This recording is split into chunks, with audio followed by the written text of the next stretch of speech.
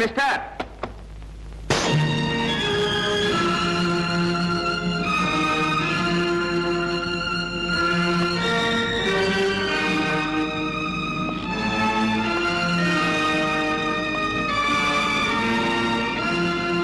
ఇక్కడికి ఎందుకు వచ్చావు? భయపడు. నీ ఎస్టేట్ లో వాటా అడగటానికి మాత్రం కాదు. కోరిన అది నీకు దక్కేది కాదు. అందని దాని కోసం అర్రులు చాచటం, అందిన దాన్ని జారవిడ్చుకోవటం మనకు అలవాట్లేదు మిస్టర్. నీ ఇంట్లో నీ మీద చేసుకోవటం నాకు ఇష్టం లేదు. ఇది ఎవరిది? ఇది ఎప్పుడు కొట్టేశావు? అవసరమైతే ఈ చేతులు మనుషుల బొంకెలు విరగొడతాయి కానీ జేబులు కొట్టవు మిస్టర్. తమరు దెబ్బతిని దొర్లినప్పుడు తమతో పాటు తమ పర్స్ కూడా దొర్లింది. బుద్ధిమంతుల్లా నా పర్సు నాకు ఇవ్వడానికి వచ్చానంటావు.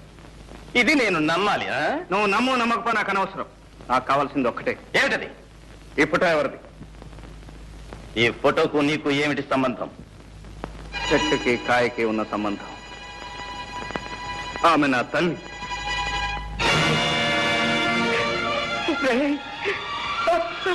అమ్మా అమ్మా, వీడు ఎవరో తెలుసమ్మా? వీడు ఎవరు? లక్ష్మి, లక్ష్మి, వీడు ఎవరో తెలుసా లక్ష్మి? వీడినా?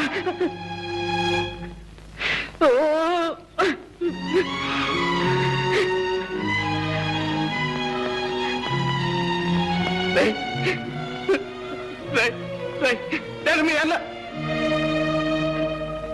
నేను మీ అన్నయ్య స్నేహితుడిని. నేను మా అన్నయ్య స్నేహితులు. ఇప్పుడు మా అన్నయ్య అశోక్ ఎక్కడ ఉన్నాడు? ఎక్కడ ఉన్నాడు? చచ్చాడు. వాడి తల్లి చనిపోయినప్పుడే వాడు చచ్చిపోయాడు. అమ్మ అన్నయ్య ఇద్దరు చనిపోయారా? ఆ అన్నయ్య కూడా నాకు లేడా? ఏదో ఒక రోజున అన్నయ్య కనిపిస్తాడు.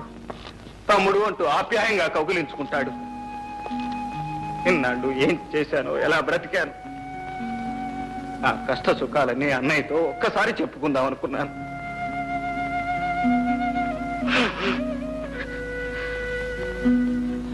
నేను దురదృష్టవంతుని సార్, చాలా దురదృష్టవంతుని. నువ్వు ఏడిస్తే ఓదార్చే అవసరం ఇక్కడెవరికీ లేదు. అవసరం ఉన్నా లేకపోయినా నన్ను ఓదార్చే అవకాశం మాత్రం మీ చేతుల్లో ఉంది. ఏమిటది? మా అమ్మ ఫోటో. ఇక నాకేం మిగిలింది? ఆ ఫోటోలో మా అమ్మను చూసుకుంటూ నా కష్ట సుఖాలు చెప్పుకుంటాను. ఆ ఫోటో నాకివ్వండి. నో, నేను ఇవ్వను. ఈ ఫోటో నాతో ఉండాల్సింది. ఈ ఫోటో నా స్నేహితుడి తల్లిది. ఆమె నన్ను సొంత కొడుకులా చూసుకునేది. ఆమె జ్ఞాపకానికి నాకు మిగిలింది ఇది. ఈ ఫోటో నా కన్నతల్లి ఫోటో సార్. నీ కన్న తల్లి అయితే నాకు తల్లి లాంటిది. ఈ ఫోటో ఇవ్వను. వెళ్ళిపో. Thank you sir.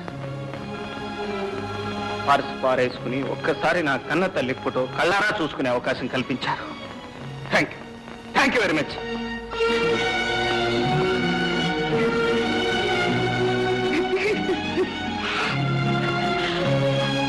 బాబు, బాబు, బాబు, ఎందుకు బాబు అంత కుమిలిపోతున్నావు? అమ్మా, వాడు నా స్నేహితుడి తమ్ముడమ్మా. వాడిని చూడగానే నా స్నేహితుడు గుర్తుకొచ్చాడు.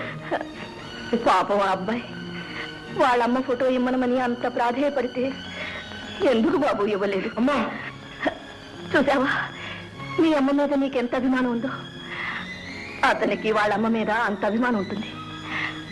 ఆ తల్లి ఫోటో కొడుకు స్నేహితుడి దగ్గర ఉండడం కన్నా కొడుకు దగ్గర ఉండడమే మంచిది.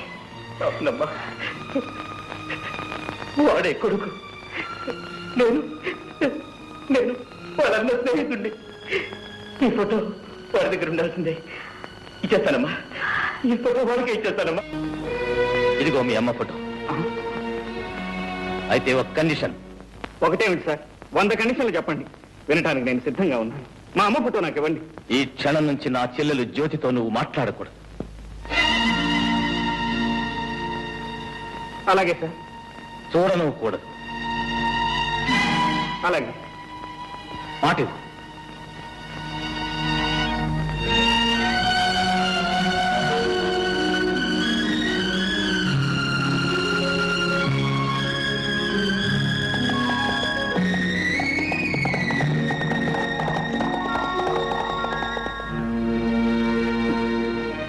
చూసావమ్మా ఆ పెద్ద మనిషి ఏం చేశాడు? నీ ఫోటో కోసం నా ప్రేమనే త్యాగం చేయమంటున్నాడు. పర్వాలేదమ్మా, నా కష్ట సుఖాలు నీతో చెప్పుకునే అవకాశం లభించింది, అంతే చాలు.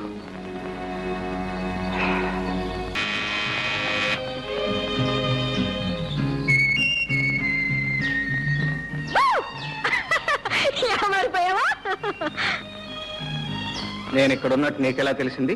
మనసుంటే మార్గమే లేదా? మీ స్నేహితుడు పాపన్న మా మేనేజర్ కి మేనల్లుడు తెలుసా? అది సరే గాని కలుసుకుంటానని ప్రామిస్ చేసి ఎందుకు రాలేదు? నిన్ను కలుసుకోవడం కంటే అవసరమైన పని ఉంది కనుక. ఆహా, అంటే నన్ను కలుసుకోవడం అనవసరమా అని నేను అనలేదు. మరి ఇంకెవరన్నారంట? ఎవరూ అనలేదు, నా మనసుకే అనిపించింది.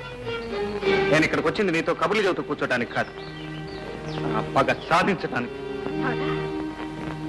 ఎవరో హంతకుని పట్టుకోవడానికి నువ్వే పగపట్టాలా? పోలీసులు లేరా? ఆ హంతకుడు ఎవరో కాదు, నా తండ్రిని చెల్లెల్ని దారుణంగా హింసించి ప్రాణాలు తీసిన దుర్మార్గుడు. వాణ్ణి నేనే పట్టుకోవాలి, ముక్కల ముక్కల కింద నరికి చిత్రం వచ్చేయాలి. అప్పుడు కానీ నాకు నిద్ర పట్టదు. ప్రేమ పెళ్లి అనే మాట అంతవరకు ఎత్తదు. నీకు ఓర్పుంటే ఓపిక పట్టు. జ్యోతి,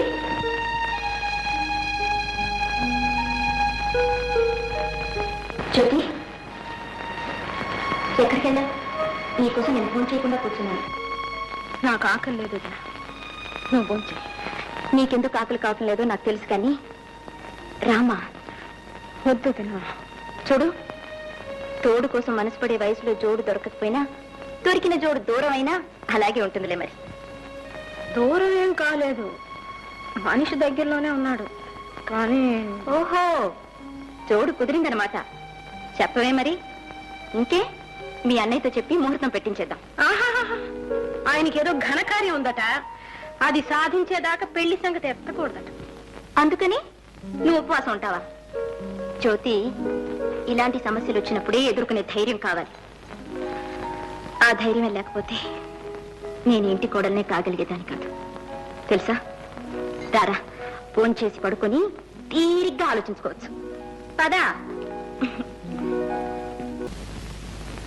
ఏమండి ఏమండి ఏమిటండి, ఎందుకలా ఉన్నారు? అబ్బే ఏం లేదు, నువ్వు పడుకో. చూడండి, మీరు ఇలా దిగులుగా కూర్చుంటే నాకు మనశ్శాంతి ఎలా ఉంటుంది? మీ బాధ ఏమిటో చెప్పండి. ఇది మరొకరికి చెప్పేది కాదు లక్ష్మి. మీరు నాకు చెప్పాల్సిందే. నేను మీ భార్యనండి, మీలో సహభాగాన్ని. మీ మనసులో మనసుగా, హృదయంలో హృదయంగా మీ కష్ట సుఖాలు నాతో పంచుకోవాలి. ఏం పంచుకుంటావు? చిన్నప్పుడు ఎప్పుడో విడిపోయిన తమ్ముడు కనిపిస్తే నా తమ్ముడు అని చెప్పుకోలేని పరిస్థితి. చెల్లెలు ఎవరినో ప్రేమిస్తే ఆ ప్రేమకు ఆటంకం కలిగించే కర్మ. ఈ ఆవేదన నువ్వే పంచుకోగలవు, ఈ అగ్ని పర్వతాన్ని ఎలా భరించగలవు? మీ మాటలు నాకు అర్థం కావట్లేదు. తమ్ముడేంటి? జ్యోతి ప్రేమించింది ఎవరిని?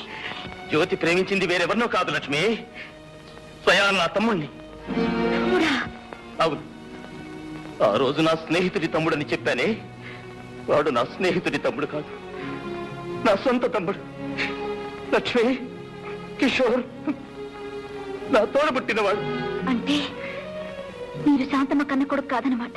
కాదు, చిన్నప్పుడు కిషోర్ చేసిన దొంగతనం మూలంగా ఆమె కన్న కొడుకు రంగారావు ఉరిపోసుకుని చచ్చిపోయాడు.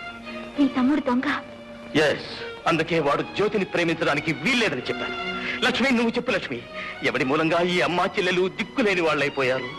ఎవరు చేసిన పాపానికి ప్రాయశ్చిత్తంగా నేను ఇంత కష్టపడి ఈ కుటుంబాన్ని ఈ స్థితికి తీసుకొచ్చాను. ఆ కుటుంబంలోకి మళ్ళీ ఆ దొంగనే ప్రవేశపెట్టమంటావా? తమ్ముడు దొరికాడిని ఆ తల్లి కొడుకు లేకుండా చేయనా? మళ్ళీ ఆ బ్రతుకుని శూన్యం చేయనా? వద్దు లక్ష్మి, వద్దు. లక్ష్మి, నువ్వు నాకు ఒక వాగ్దానం చేయాలి. ఏమిటి చెప్పండి. ఎట్టి పరిస్థితిలో నువ్వు ఎవరికీ రహస్యం చెప్పకూడదు. నేను మీ భార్యనండి.